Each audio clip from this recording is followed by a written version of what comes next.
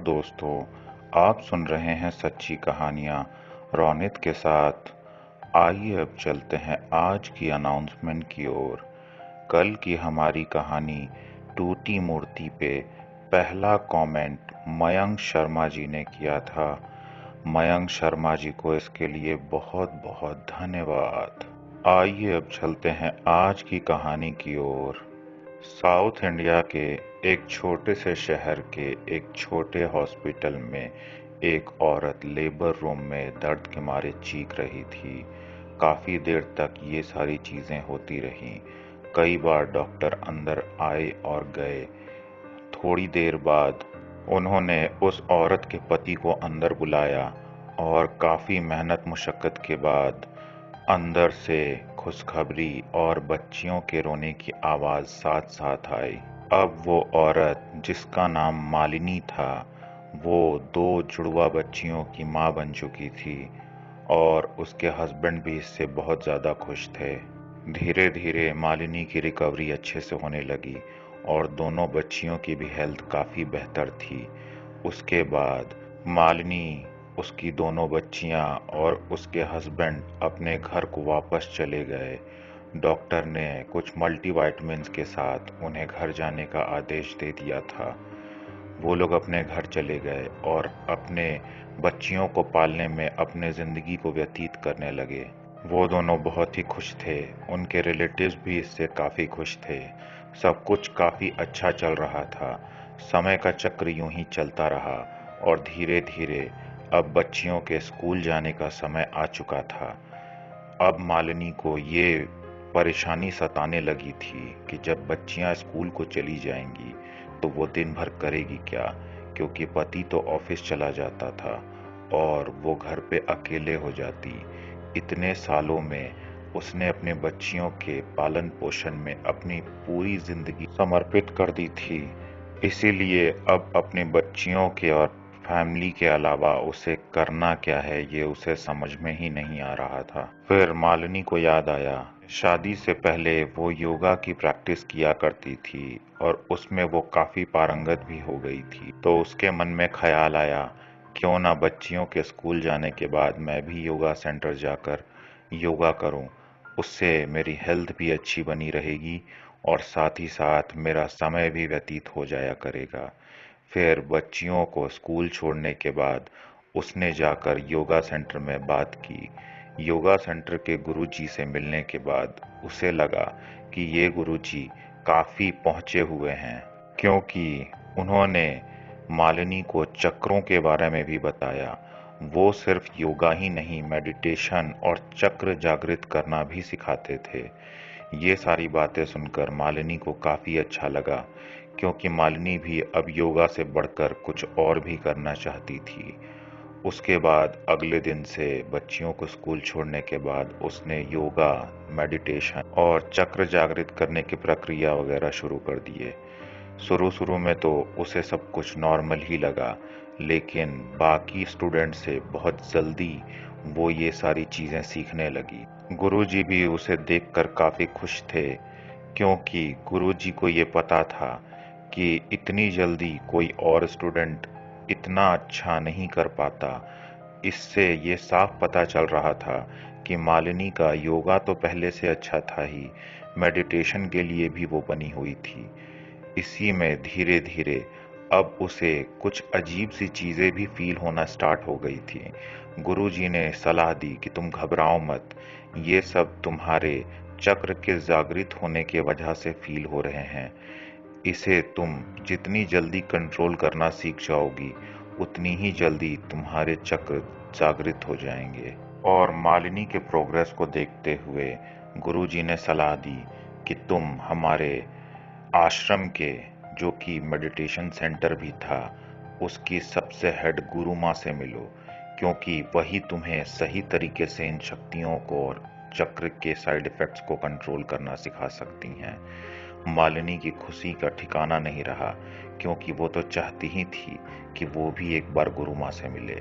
गुरु माँ ने अगले दिन मिलने का समय दिया था। मालिनी सुबह में अपने बच्चियों को स्कूल पे छोड़कर जल्दी से आश्रम पहुंची और गुरु माँ का इंतजार करने लगी।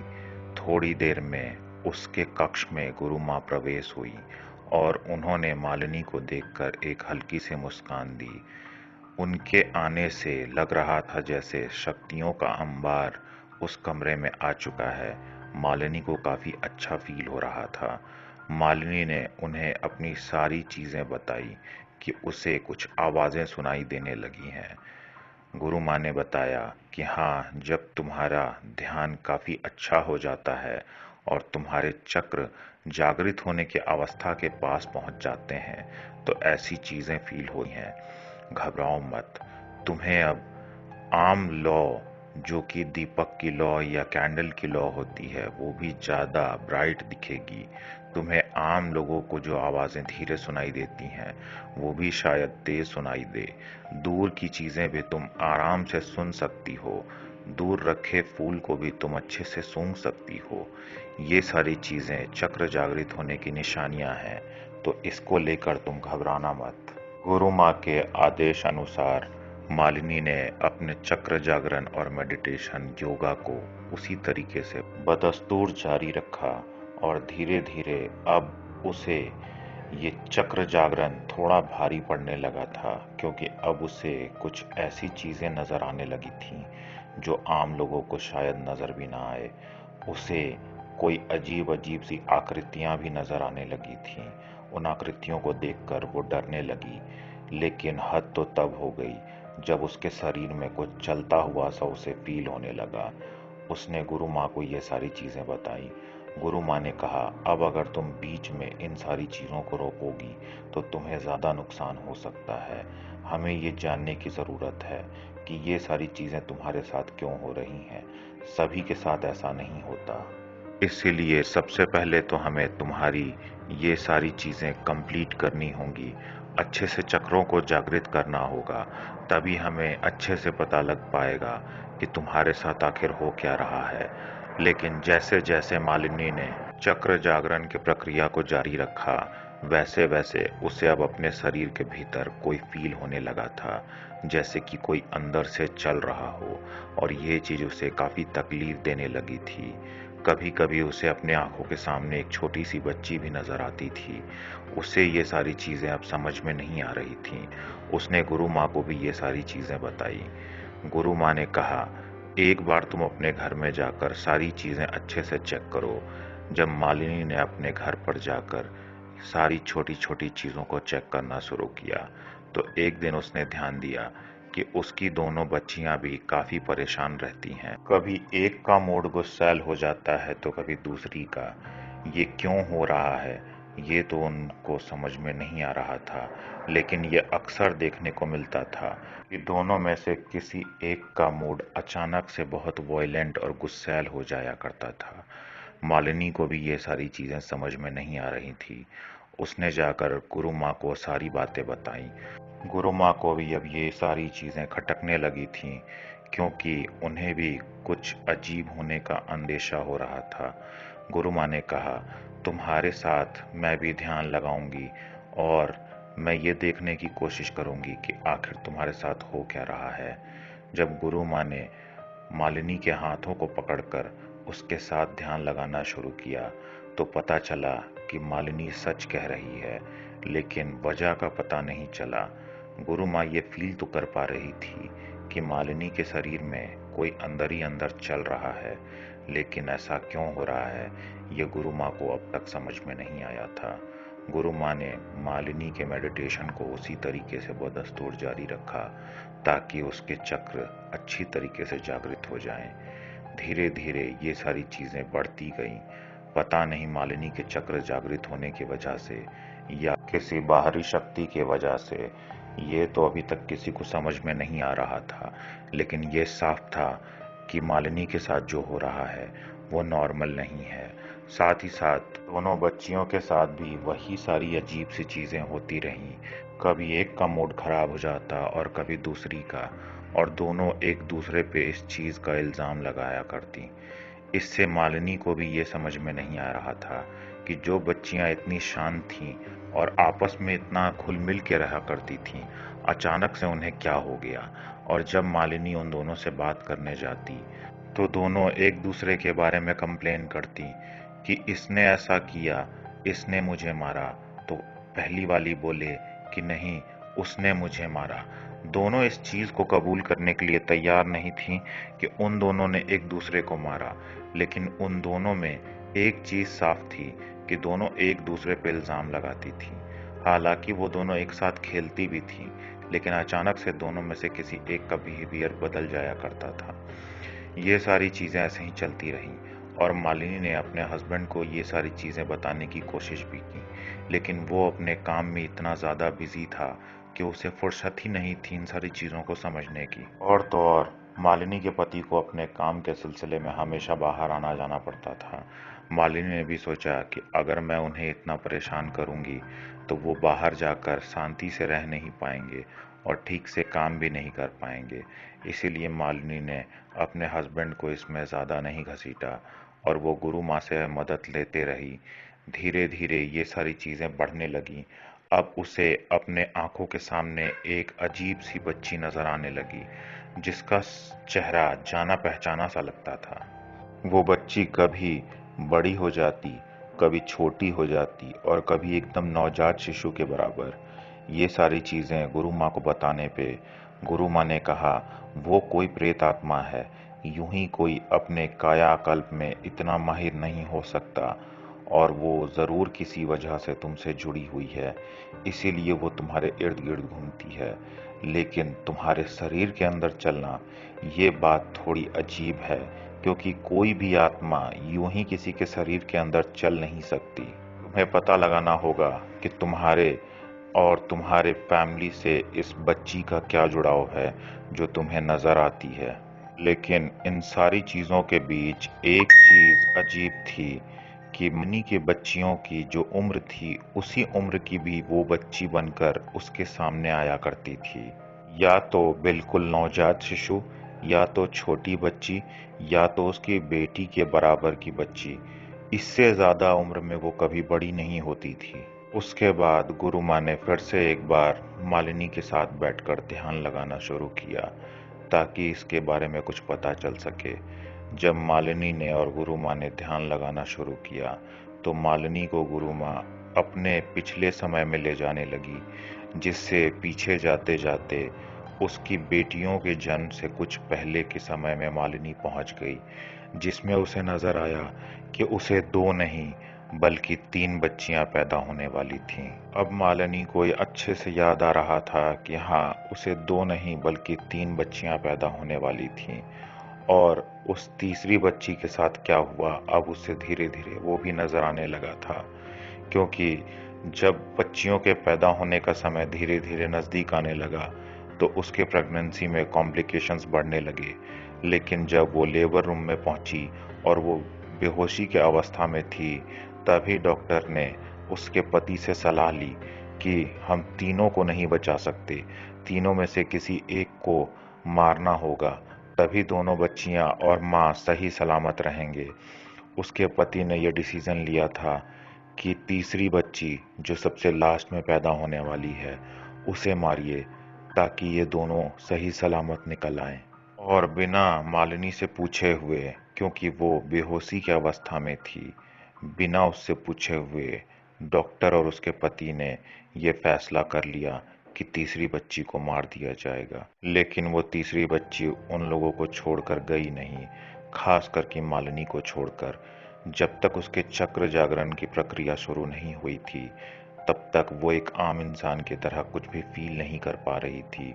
लेकिन जैसे ही उसने मेडिटेशन और चक्र जागरण की प्रक्रिया शुरू की, उससे ये सारी चीज़ें फील होने लगी और अब इन चीज़ों को वो अपने से दूर भी नहीं कर सकती थी। अब उसे ये बातें समझ में आने लगी थीं कि उसकी बच्चियां अजीब सा बिहेव क्यों करती हैं, क्योंकि उसके साथ आकर उनकी तीसरी बहन कभी कभी खेलने लगती है और उसे जब गुस्सा आता है तो वो उन्हें मार भी देती है, जिससे ये दोनों ये नहीं बता पाती कि ये उनकी खुद की बहन है या कोई और। मतलब ये बात अब सिर्फ मालिनी तक सीमित नहीं थी, उसकी बच्चियों तक ये बात जा चुकी थी और वो दोनों इसलिए इसे देख पाते थे क्योंकि पेट में तीनों साथ में ही थीं और तीनों एक ही उम्र की थीं, इसीलिए तीनों में आज भी जुड़ाव था। लेकिन मालिनी को वो बच्ची छोड़कर क्यों नहीं जा रही थी, अब ये भी पता लगाना बहुत ज़रूरी था, क्योंकि आमतौर पे छोटे बच्चों में इतना आकर्षण अपने शरीर को लेकर नहीं होता, इसीलिए उनके शरीर को दफनाने पे भी वो लोग अपने शरीर को आसानी से छोड़कर चले जाते हैं। गुरु माँ ने थोड़ा और ध्यान लगाने को कहा और मालिनी से पूछा कि ऐसी क्या चीज़ें हैं जो तुम इनके पैदा होने से पहले से या फिर इनके पैदा होने के बाद से अपने साथ में रखे हुए हो। मालिनी ने जब काफ़ी ध्यान लगाया तो उसे याद आया कि उसने इन तीनों के लिए स्वेटर बुने थे, साथ ही साथ खिलौने भी तीनों के लिए लिए थे। हर चीज़ वो तीनों के लिए ही तैयार किया करती थी, क्योंकि उसे पता था कि उसे 3 बच्चियां होने वाली हैं। लेकिन तीसरी बच्ची के मरने की खबर सुनने के बाद उसने तीसरी बच्ची के लिए बनाए हुए सारी चीज़ें और उसके लिए खरीदे हुए सारे खिलौनों को अपने ही घर के एक अलमारी में बंद करके रख दिया था। उसने कोई भी चीज़ें फेंकी नहीं थीं और ना ही दूसरी बच्चियों को खेलने के लिए दी थीं। इसी वजह से वो तीसरी बच्ची आज भी शायद इससे जुड़ी हुई थी। उसके बाद गुरु माँ ने कहा कि तुम्हें उन सारी चीज़ों को डिस्ट्रॉय करना पड़ेगा, लेकिन जब ये सारी प्रक्रिया होगी तो वो बच्ची तुम पे अटैक करेगी, क्योंकि वो तुमसे दूर नहीं जाना चाहती और ये सारी चीज़ें एक सुरक्षा घेरा के अंदर करनी पड़ेंगी। और तो और तुम्हें ध्यान लगाते हुए ही उस बच्ची को अपने शरीर से बाहर आने के लिए मजबूर करना होगा। मालिनी ने कहा, बाकी की चीज़ें तो ठीक है, ध्यान भी मैं लगा लूँगी, लेकिन उन सारी चीज़ों को जो घर पे रखे हुए हैं उन्हें डिस्ट्रॉय कौन करेगा। गुरु माँ ने कहा, ये सारी चीज़ें तुम्हारे पति को करनी होंगी। मालिनी ने कहा, वो तो अभी शहर में ही नहीं है। गुरु माँ ने कहा, ठीक है, तो हमें उसके वापस आने का इंतज़ार करना होगा। जब उसके पति वापस आए तो उन्होंने दोनों ने मिलकर उसे सारी बातें बताईं और कुछ चीज़ें भी ऐसी दिखाईं जिससे वो इस चीज़ों से इनकार नहीं कर पाया। उसके बाद सभी ने मिलकर एक दिन तय किया। उसके बाद गुरु माँ ने सारी प्रक्रिया मालिनी को समझाई और एक सुरक्षा घेरा बनाया जिसके अंदर मालिनी को बैठा दिया गया। और गुरु माँ ने बताया कि तुम जब ध्यान लगाओगी तो तुम्हें असहनीय दर्द होगा, तुम्हें काफ़ी पीड़ा होगी, लेकिन तुम्हें अपना ध्यान रोकना नहीं है। तुम्हें उसी तरीके से सारी चीज़ें करते रहनी है और तुम्हें बार बार ये कोशिश करते रहनी होगी कि वो बच्ची खुद से तुम्हारे शरीर से बाहर निकल जाए। उसके बाद अगर वो तुम्हारे शरीर से बाहर निकलती है तो आगे की प्रक्रिया मैं उसी वक्त समझाऊंगी। मालिनी ने हामी भर दी और वो सुरक्षा घेरा के अंदर चली गई। उसके पति को भी सारी बातें समझा दी गई थीं। गुरु माँ ने कहा था कि मेरे इशारे पे तुम जाकर वो सभी चीज़ें जला देना जो कि मालिनी ने अपने तीसरी बच्ची के लिए जमा कर रखी हैं। पति सब कुछ समझ चुका था।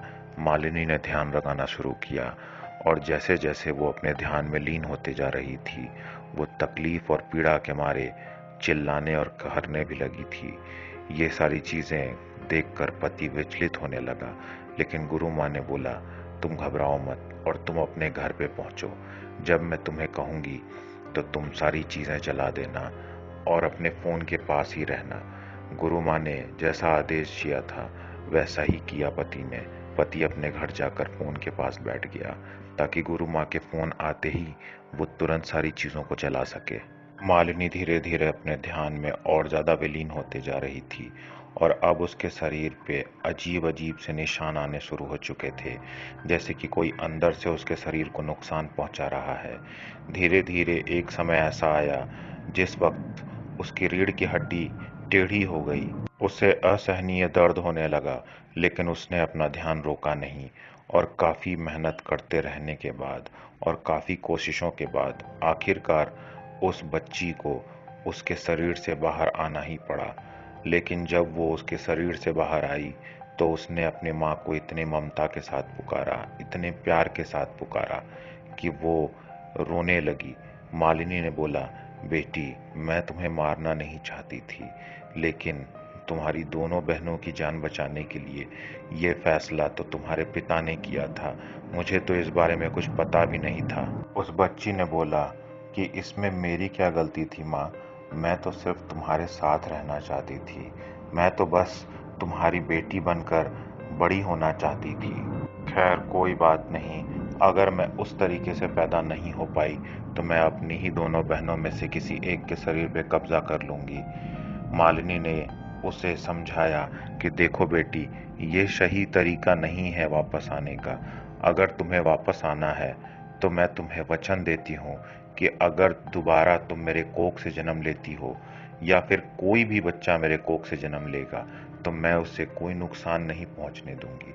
काफी बातें और काफी समझाने के बाद वो बच्ची मान गई और दूसरी तरफ गुरु माँ ने भी उसके पति को उसकी सारी चीजों को जलाने का आदेश दे दिया था। जैसे जैसे सारी चीजें जलने लगी वो बच्ची काफी तड़पने लगी थी। उसकी माँ ने, मालिनी ने उसे समझाया कि देखो बेटा, इस दुनिया के मोह जाल से बाहर निकलो, तुम वहां चली जाओ जहां से तुम आई थी। तुम्हें इस दुनिया में वापस अगर भगवान लाना चाहते हैं और मेरे ही कोख से लाना चाहते होंगे तो मैं तुम्हें इस दुनिया में जरूर लाऊंगी। उसके बाद काफी मेहनत के बाद और उस बच्ची को काफी समझाने के बाद आखिरकार उस बच्ची की आत्मा को मुक्ति मिल ही गई। उसके बाद गुरु माँ ने उसे आशीर्वाद दिया और मालिनी अब काफी बेहतर हो चुकी थी, लेकिन अब भी उसे हर चीज का एहसास हुआ करता था। इन सारी चीजों के 2 साल बाद मालिनी फिर से प्रेग्नेंट हो गई और जब वो गुरु माँ के पास पहुंची तो गुरु माँ ने मुस्कुराते हुए कहा, आखिरकार तुम्हारी तीसरी बच्ची इस दुनिया में अब आने वाली है। मालिनी भी इस बात से काफी खुश थी कि इस बार सही तरीके से उसकी तीसरी बच्ची इस दुनिया में वापस आ रही है। आज की कहानी में बस इतना ही।